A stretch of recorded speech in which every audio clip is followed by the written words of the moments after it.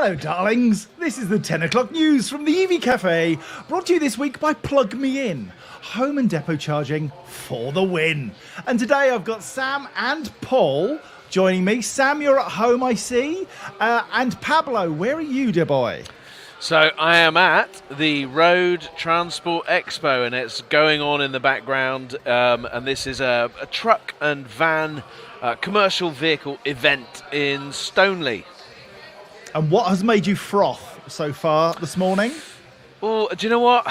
I have a little soft spot for Electra, and they are electrifying waste and refuse and some really complicated stuff, and they have done it brilliantly, and I particularly love those guys.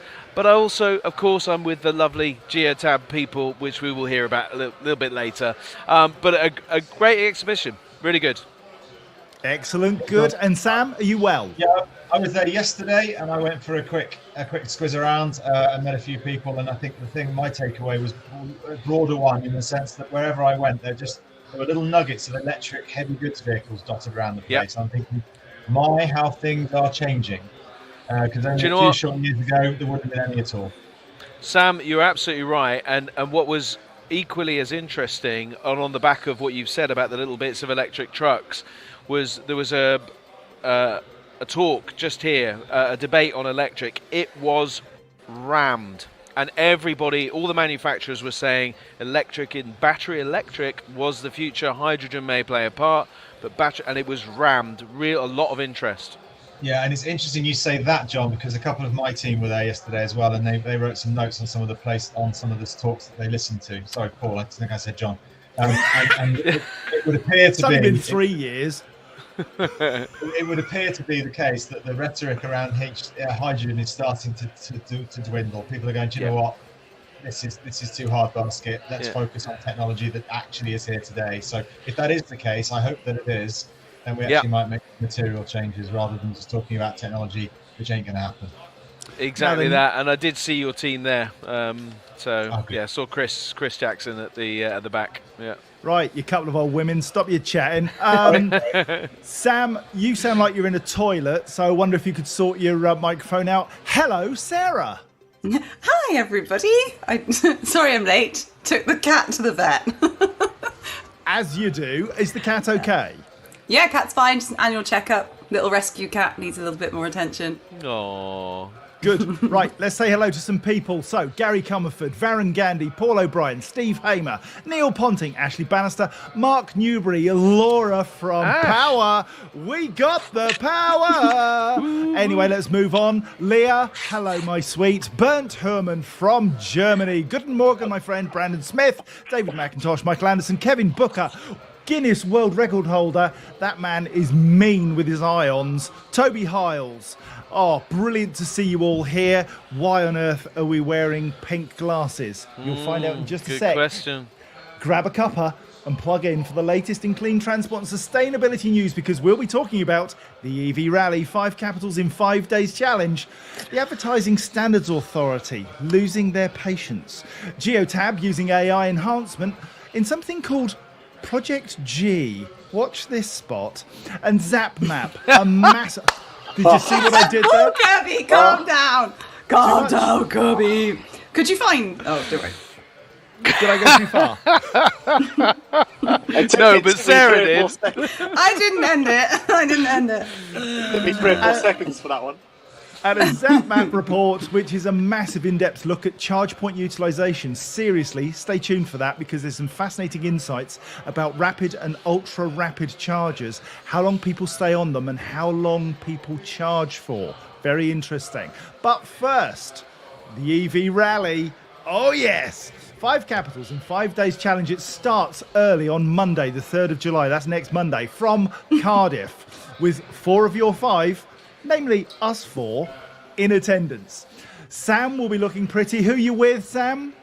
I am with Team National Grid, driving a Audi Q8 this year. Marvellous. Paul? Which is arriving in about 10 minutes' time. So I am with Maxus this year, and excited to be driving the T90 pickup. Fabulous. Golly. And Sarah, you and I have got a special little job on. What are we up to? are going to be very busy. I have seen the schedule. I was speaking to Steve yesterday. Hi, Steve. And I said, by day 5, will I still have the same level of energy? And he's like, I reckon you will. But it's going to be a great fun the whole way through. Every day, lots of different showcases, different capital cities, but also different checkpoints along the way, showcasing what is ostensibly our UK infrastructure. Absolutely. We're going to show that EVs are indeed child's play, and being 4 of the biggest children in the industry, we can't wait. Paul, you're excited? I am, but it's going to be child's play, but not for the 2 trucks. I am so proud of the guys from Mercedes and DAF. Absolutely, that is going to be a tough gig for them, and we need to support them, but also showcase that electric is going to trucks as well. Yes. Absolutely. So the Green Fleet event, sponsored by Lex Autolease, will see 50 electric cars, vans and trucks, as Paul says, take on the Capital City Challenge. Is this the biggest EV rally in the UK? Oh, you better believe it. In the UK, I haven't seen anything like this in the world. Bold statement. Let's find out. Let's find out. I haven't found anything else. Mm-hmm. Yeah, let's see if we can verify that. UK and Ireland this time. Indeed. Well, okay, let's see where we're going. So on day 1, and remember, you can come and see us. You can rock up. You can see us when we arrive at the checkpoints. We're starting in Cardiff on day 1, going to Bristol, Heathrow, Wembley, Kettering, Leicester, Nottingham. 306 miles on day 1. On day 2, Nottingham we start at. Then we're in York, Washington, Blythe, cross the Scottish border, finishing off in Edinburgh, 316 miles in a day. Day 3, start in Edinburgh, go to what we call Strambogie, otherwise known as Stranraer, and then we get the ferry to Belfast, 128 miles, piece of cake. Day 4, however, infrastructure beginning to wear a bit thin, so we go from Belfast to Clough Mills, Ballantoy, Giant's Causeway, Ballymoney, Lochner and Newry, 169 miles. I love that number.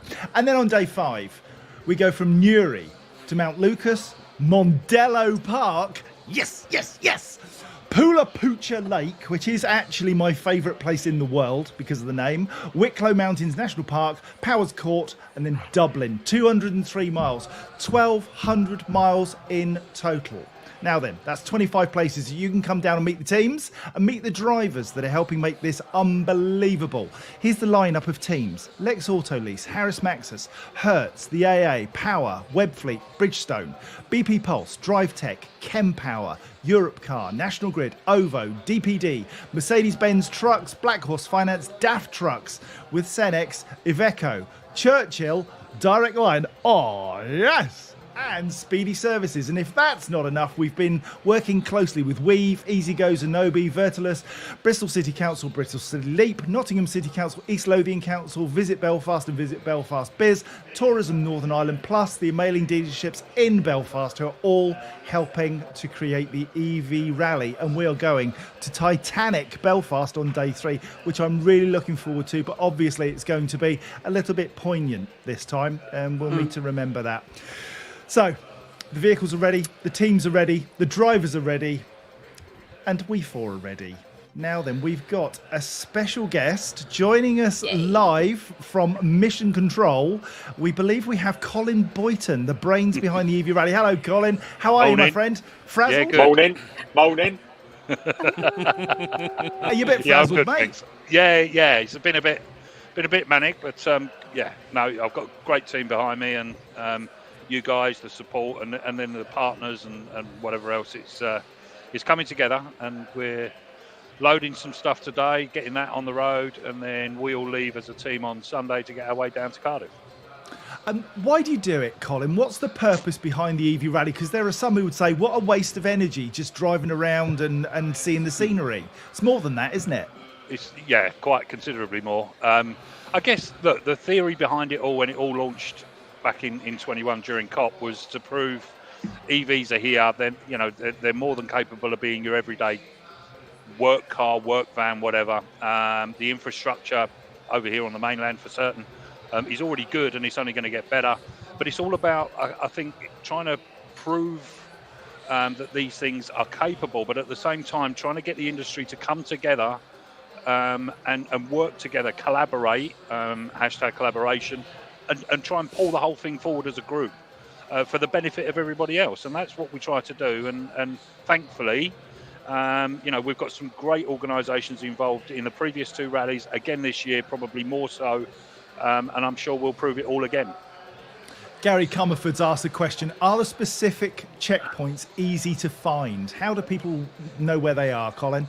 Basically, just go onto the website, which is ev-rally.co.uk. There is a route tab. Click on that, and it details exactly the route that you just read out, John. So everybody should be able to find it. Brilliant. Magnificent. And then Come and everybody just follow us follow EV Rally on LinkedIn, because everybody's going to be on there actively shouting that they're at this checkpoint, at this point, and whatever else. So yeah, you won't miss us. And there's going to be plenty of social media updates. Sarah and I will be updating throughout the day. I know Paul can't stay away from his selfie stick, and Sam just loves a camera. So we'll be bringing you those updates. Colin, you are a superstar for doing this, and you don't get the recognition you deserve because you're always behind doing all this stuff. Without you, this wouldn't be happening. So we're looking forward to seeing you on the start line. Bless you, mate. Thanks very much. You take Thanks care. for joining us today. You too. Bye. There you Cole. go. Can't wait to see Bye. you. Cheers, buddy. Bye. Yeah. Back to your darkened room. Toodaloo. I don't think he sleeps at the moment. You text him at midnight, he'll text back. He's just up, working hard. Now, he's not the only one who's not sleeping, because unbelievably, I've been learning to speak Welsh because we're starting in Cardiff and it seems to be the right thing to do. So I have a Welsh introduction. I'd like to thank my coach, Nadine Beaton, who has been amazing in helping me learn quite a bit of Welsh. Diolch. I'm in your debt. Let's move on, shall we? Bless you all. Showing off now. Move on. Come on. Showing me up. You're showing me up, John. Terrible. Do you want more? Do you want more? No, I can do not more. really. Not really. Okay, The Advertising Standards Authority has found that adverts from Toyota and Hyundai stating electric vehicle battery charging times were misleading. Hyundai described how long the Ioniq 5 could be charged for, and they were saying 10 to 80% in 18 minutes on ads that appeared on digital billboards, a YouTube video, and in a marketing brochure. The ASA received several complaints, arguing that there were significant limitations to achieving the advertised charging rate, including low temperature. And as we know, you can't charge as fast when the battery's cold, when the atmosphere is cold. So Hyundai were given a slap, and also Toyota. Toyota were found guilty of having said that they could get an 80% charge in around 30 minutes with a 150 kilowatt fast charging system. Again, the ASA said that that's not possible in all circumstances all the time. It's great to see that the Advertising Standards Authority are beginning to bring some clarity to what is being claimed. Paul, you're nodding your head furiously. There's a lot of greenwash, a lot of nonsense that's spoken. All of these figures are indicative, aren't they, but not fact? Yeah, and we've got the same problem with the WLTP number, which the AFP and Fleet News have just reported on as well. We need to get more realism in the marketplace, and we need to know that, the chargers that we advertise can deliver power. As Sam, very brilliantly put together that little video clip, the kilowatts, how do we get them in? But we need clarity around that, and I think, we need to give people a realistic expectation as they plug their vehicles in. We need to educate, help them understand it, and good advertising with realistic, achievable results is a good way to start. And Sam, you did a brilliant explanation of the difference between kilowatts, kilowatt hours, volts, amps. It's worth checking out, isn't it, your video? I don't know. I'll let you be the judge. Yeah, it is. Lots of people have. Thank you. Thank you, that's kind. Yeah, I think the rhetoric is important on this one. We've got to get the messaging right, but also we need to make sure that the rhetoric that we're using is also future-proofed. Because whilst it might be potentially misleading, the statistics that Hyundai and Toyota are saying, in 5 minutes' time, they're going to be standard. Because things will have moved on in terms, not necessarily the vehicles and the chargers of right now, but the next generation with the higher voltage on the vehicles, higher kilowatts on the chargers. Then that will become reality very quickly. So if we have a rhetoric that says, "Oh, well, don't believe in that, that's not real," next year it will be standard. So we've got to be careful that we use rhetoric which builds up and continually evolves as the technology evolves. So Yeah. whilst I'm not condoning hoodwinking people into something which isn't real, at the same time we've got to be cognizant of the fact that the future technology is evolving at a rapid pace, and we've got to try and get that balance right. The other thing which isn't mentioned in your piece, John, but the whole sort of self-charging hybrid nonsense that we joke about, but it is genuinely misleading and false advertising, and that's got to go. And it's starting to go anyway because the technology is getting beaten up, but we got to make sure that that's also dismissed very quickly as well, I think. And that's part of the purpose of the EV Cafe, Sarah, isn't it? To dispel these myths, and that's what our next webinar is about, is getting all this nonsense out of the way so that people can get factual information upon which to make decisions. Yeah, I think there's something here about translating information that already exists, and that's what, Sam, you did so brilliant with your water analogy. That's existed for years, but you made it make sense. That's the difference. EV Cafe takes information that's out there, avoids boy that cries wolf, makes sure that people understand what that really truly means in the day-to-day. So we're going to next month be doing myth busting. I actually can't wait. It's one of my favourite sessions of every year, and we actually could probably do with a few being submitted, right? We could get the audience to send us some. Yeah, so if you've heard a myth, some story, something that you're not sure about, you send it to us. hello@evcafe.org. You talk about the myths that are out there in the industry that you want us to bust live on that webinar, 21st of July, I think I'm right in saying. So, yeah, send us your myths and we'll give a go at busting those. Let's move on. Geotab. You know Geotab, Paul, don't you? He's there. He's right there. He's good, A global leader in connected transportation solutions is taking the data experience to new heights with its industry-leading generative AI capabilities. The company's announced a beta project that introduces generative AI models into its platform, setting a new standard in the connected transportation industry. With the beta launch of Project G, Geotab is empowering participating customers to effortlessly access on-demand insights on vehicle performance, efficiency and sustainability. And it uses AI to get that information instantly. So the existing model has always been data capture, data analysis, and then insights. AI will help us move from data to insights really rapidly. This is really important, Paul, isn't it? This use of AI. Do you think there's a risk attached to AI being applied in this way? Being applied in this way, not so much. The wider conversation, anyway. Do we have the report, or are we skipping that? We do have the report, but I think what we'll do is we'll post that on our LinkedIn page, so that people can see precisely what is coming out in Project G. Yeah. But essentially, it does allow you rapid access to insights, which is the thing that you need to make informed decisions. Yeah, so do check out the video. It's I recorded it in Canada with Mike Branch, who is the author of this this piece of work, and it basically allows you to type in your question to the model, and then out comes your answer. So taking data, the data that's in the background, the 55.5 billion pieces of data that are displayed on their wall, and then you're able to talk into the model and produce the insight that you need to make a difference in your fleet. That's the critical bit. I'd be really interested to see what people think of that. Pop your thoughts in the comments, because AI gives a lot of fear to people sometimes. Sam? I was just going to say one thing that AI can't do. This. So when it comes to actually delivering content, delivering experience to people who just might know what they're talking about, AI can't do that. They can behind a computer, but not in front of a camera. So hopefully things like the EV Cafe will gather more strength on the basis we actually bring in real humans to deliver real experience.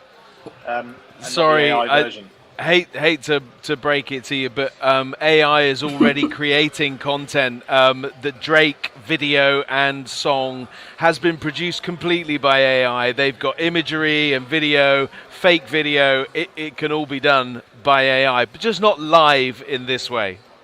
Well, there you go. That's exactly my point. Not live in this way. Yes. So that's why this is good. It's authentic. It's not. It's something that actually, hopefully, will stand the test of time. We won't be replaced. Yeah. I think you sound scared, Sam. You sound slightly scared that maybe you are already a robot and you're about to call our bluff. Okay, now then, we talked about utilisation of rapid and ultra-rapid chargers. A new report from ZapMap and the Green Finance Institute has come out, and the new report aims to help investors and local authorities look beyond the number of charge points installed as a success metric and consider how to ensure the right charging devices are in the right place. Sam, I think they've been listening to you. ZapMap is able to record and analyse hundreds of thousands of charging sessions each month from around 70% of all the public charge points across the country. And then they're able to extrapolate that to give a picture of the whole estate. First, they measured the exact time-based utilisation of charge points, or the amount of time a vehicle is plugged into a charging device, but not necessarily charging. And then they estimated the energy-based utilisation of charge points. So how much energy was delivered through these charge points and how much time were people spending at chargers. And essentially what they found was time-based utilisation increased from just under 14% in Q4 of 2021 to 15% in Q4 of 2022. Just 1% increase in time-based utilisation, despite an exponential growth in the number of EVs on the road. However, the analysis uncovered one exception to this trend, with the time-based utilisation of ultra-rapid chargers increasing from just over 12% to more than 16% over the same period. Ultra-rapid chargers also buck the trend in terms of energy-based utilisation. While rapid chargers showed an energy-based utilisation of 10.6% in Q4 of 2022, the same measure of utilisation saw the high-powered ultra-rapid counterparts sitting at just 4.4%. That's really fascinating. The analysis uncovered a wide gap between the two utilisation measures. 16.1% for ultra-rapid time-based utilisation and just 4.4% for energy-based. The key factor explaining this is that there's often a difference between the maximum power rating of the charge point and the charging capabilities of the electric vehicle. Sam, this is something you talk about a great deal from your grid survey experience. Yes, it is. I'm trying to unpick all of that data you just shared, John, because like Sarah, I listened to the news the first time as you say it. So I'm just trying to unpick all of that. But one thing I will say, I guess, is that we need to be ever so careful of this utilisation phraseology, because, and it is referenced very clearly here in terms of time-based utilisation, but utilisation on its own is not the be-all and end-all, because you could have 10 vehicles charge in 10 hours, or you could have 20 vehicles charge in 10 hours if you've got twice as much power. So the utilisation is the same, but you've charged twice as many vehicles. So we've got to make sure that again, it's the rhetoric in the way we describe these things. It isn't misleading in terms of the percentage. So actually, on our network, utilisation going down is a good thing. We're charging more and more people every single day, but the less utilisation means there's more capacity for the next tranche of people coming through. So it's not always a positive thing with utilisation going up. It also can be positive going down as well, but it's all based on how much energy is being consumed during that period. I was going to ask, Sam, would you say that it's the best measure would be the amount of kilowatts delivered in a given period? I think it probably is, yes. And somehow we need to find a way of articulating that, because I think utilisation already is quite a confusing metric, because it has caveats associated with it. So whether it's good to go up or good to go down or stay the same, or, depending on how you interpret it. How do you even define utilisation? Does that, like, if you're... I've been doing a lot of studying into this. We've got another white paper coming out on exactly this subject. So around where are the chargers installed? Are they actually being used or not? And why are CPOs ranked in the order that they are? So you have the leading CPO having lots more charge points, but they might not work. They might be terrible. The maintenance might be awful. So the utilisation lower. Personally, I strongly believe it should be kilowatts delivered. So how much energy was put through that charger to the vehicles, regardless of the vehicles. That's an indicator of how well used and how well maintained those chargers actually are. And that to me is meaningful data to give confidence to fleets looking to convert, because then they can heat map that in a geographic location and see if their fleet will be okay based on whether the chargers in that region are working. Yeah, every which way you do it has complications. Sarah, you're absolutely right. That logic, I think, is a good one, but you'd also have to define the different power ratings of all the different chargers to do that, whereas utilisation as a percentage covers everything. all in one go, but you don't get the same level of I don't think granularity you wouldn't though, of would you? Would you though? I don't know. It'd be tricky because if you had a AC charger being absolutely hammered on a constant flip day and night, 24/7 delivering power, versus a single 50 kilowatt charger that was installed and never used, but sometimes delivers the same amount of power, I think it might reveal itself just in kind of volume mapping. I don't know. It's really interesting. We were so close to having complete agreement there. Sam and Paul agreed with each other for the first time ever. Well done, chaps. Now then, I think we're done. Paul, you're going to go off. What are you up to today at the show? Well, I'll be spending time here with Geotab. I'll be going and talking to some of the truck manufacturers about their electric trucks, and just generally getting to catch up with some people that can share insight on this transition in the commercial vehicle world. Cool. Now, do any of you boffins know when the government reliability targets are due to be instigated? Scott Bradley asks. No. Don't know. I can't remember. I'll find out, Scott, and we'll message you, and we'll let everybody know. I'll go and look that one up. Sarah, your cat's okay. What are you doing for the rest of the day? I really should think about packing. I've got as far as bikini and raincoat. I've got both. Yeah, you'll need both of those for one day in Scotland. Sam, what about you? Yeah, I'm just trying to work out how I'm going to do a week's work next week whilst driving 1,200 miles around the country. But very much looking forward to it, though. It's a privilege to be part of it. Thank you, Colin, for joining us earlier. And it is a showcase. It does gather a great amount of attention, and so it should. I'm sure for all our jesting, it will be a fantastic week, and I hope it gets all the exposure that it deserves. Yeah, absolutely. It'd be interesting to do the news from the road next week. We'll see how that pans out. Now then, if you've got any clean transport PR or news stories you'd like us to cover, please send them to us at hello@evcafe.org. Until next Friday, it's goodbye from me. It's goodbye from them. Bye-bye. This has been an EV Cafe production brought to you this week by Plug Me In, home and depot charging by the very best. Other sustainability news services are available, but this is just funner.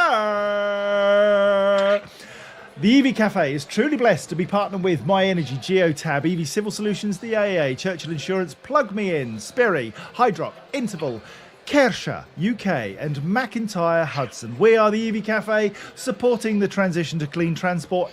Enjoy the rest of your day, your weekend, and wherever it takes you. Until next Friday. Bye-bye. Bye-bye. Bye-bye.